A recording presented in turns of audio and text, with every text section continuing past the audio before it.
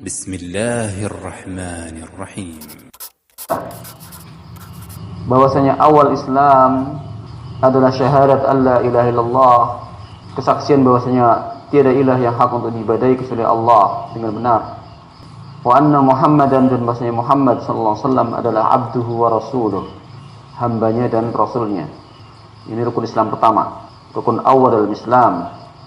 Sebagaimana dalam hadis Jibril, akhbirni anil Islam, ketika tanya Nabi kepada Nabi SAW. Juga hadis Umar, bunyal Islamu ala khamsin syahadati alla ilaha illallah. Dan semua amalan yang berikutnya dari rukun Islam kembali kepada rukun pertama, karena itu adalah puncak dari segalanya. Al-Islam, la ilaha illallah, maknanya adalah tauhid, mengikhlaskan ibadah hanya murni untuk Allah Subhanahu wa taala dengan menghilangkan semua tujuan lainnya daripada makhluk, hanya karena Allah semata-mata ibadahnya. Itulah makna la ilaha illallah intinya, iyyaka na'budu wa iyyaka nasta'in. Wa anna Muhammadan abduhu wa rasuluh adalah makna ittiba'. Syarat amal kedua adalah ittiba', mencocoki Rasulullah SAW dalam amalannya. Bahwa amalan yang enggak sesuai dengan perintah Nabi atau contoh Nabi sallallahu alaihi wasallam maka tertolak. Man amila amalan laisa alaihi amruna fa raddun. Makna itulah makna Muhammad Rasulullah adalah ittiba dengan Nabi. Maka kata-kata la ilaha illallah Muhammad Rasulullah merupakan syarat qabulul amal, syarat diterimanya amalan. Kalau kosong dari amal itu maka tertolak semuanya. Rukun kedua salat, kalau enggak mencocoki la ilaha illallah Muhammad Rasulullah enggak diterima. Salatnya enggak karena Allah semata-mata, riya. Seperti orang munafikin, wa idza qamu ila sholati qamu kusala yura'una an-nas wa la yadhkurullaha illa qalila. Enggak terima salatnya. Begitu pula kalau salatnya enggak mencocoki Rasulullah SAW, salatnya enggak kayak salatnya Nabi SAW, maka tertolak pula. Qala an-nabi SAW, sallu kama ra'aitumuni usolli. Salatlah kalian seperti melihat aku salat. Dan betapa banyak hadis yang mengatakan ketika ada orang salat tanpa mengikuti cara Nabi SAW tertolak. Hadis Hudzaifah al-Yamani, Bukhari Muslim, beliau melihat ada orang yang salat tanpa tumakninah dalam ruku' dan sujudnya ataupun i'tidalnya.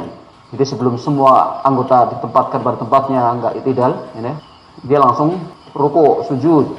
Dan banyak sekali ya gitu sekarang tuh salat yang ketika berdiri, terutama yang ketika berdiri dari ruku' itu sering tidak i'tidal.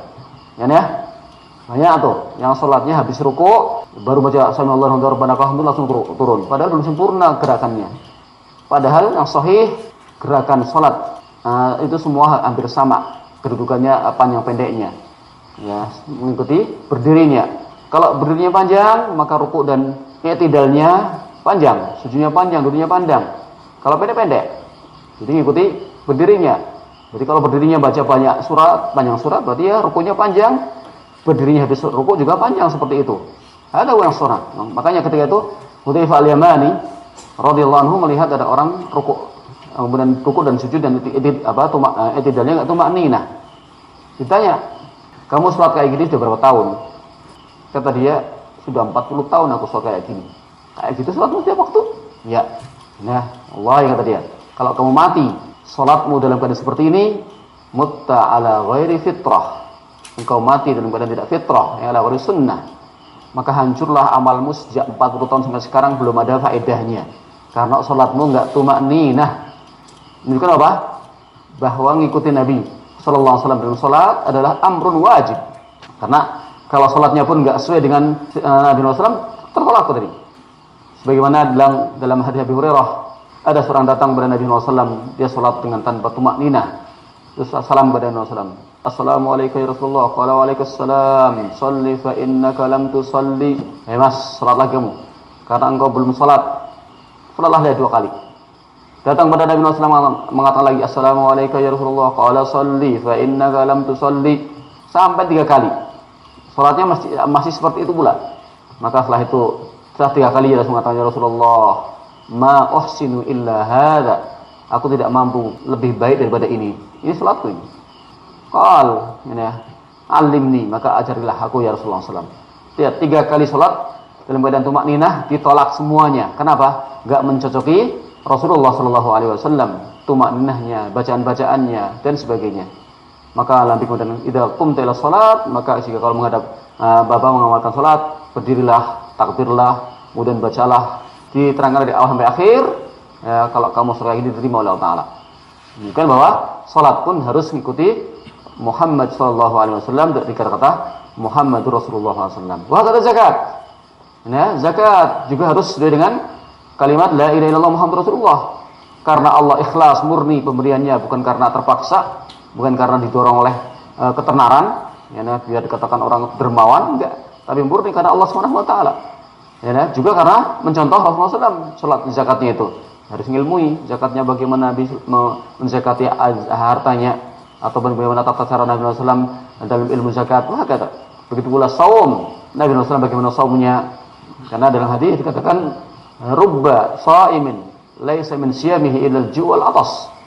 Berapa banyak orang yang saum, enggak ada pahala dalam puasanya kecuali karena lapar dan dahaga saja. Karena apa? Enggak ikhlas karena Allah Ta'ala. Juga karena mencocoki Rasulullah SAW. Maka harus belajar bagaimana saumnya Nabi SAW. Belajar ikhlas bagaimana saumnya untuk Allah SWT. Walau haji. Haji pun rukun Islam yang terakhir pun harus dengan syahadatain. La ilaha illallah, ikhlas karena Allah Ta'ala. Wa atimul hajja wal umrata lillah, kata Allah Ta'ala. Sempurnakanlah haji dan umrah untuk Allah Ta'ala. Enggak untuk fulan, enggak untuk fulan, enggak untuk enggak dikatakan Pak Haji atau Bu Haji atau Bu apa ya, atau karena ini karena itu, enggak. Tapi lillah. Juga harus mencocoki Rasulullah SAW. Yaitu apa? Nabi SAW mengatakan, "Khudhu anni manasikakum, khudhu anni manasikakum, la'alli la'alqakum ba'da 'ami hadza." Amilah kalian bagaimana tata cara ibadahku haji, barangkali aku tahun depan enggak ketemu lagi kalian. Ya loh. Dalam segala hal, rukun Islam kembalinya kepada rukun pertama, yaitu la ilaha illallah Muhammadur Rasulullah. Kalau tidak mencocokinya, salatnya, zakatnya, saumnya, hajinya dan semua amalannya enggak mencocoki la ilaha illallah Rasulullah, maka enggak diterima oleh Allah Ta'ala. Maka puncak dari itu apa? La ilaha illallah Muhammadun abduhu wa rasuluh. Subhanakallah bihamdik.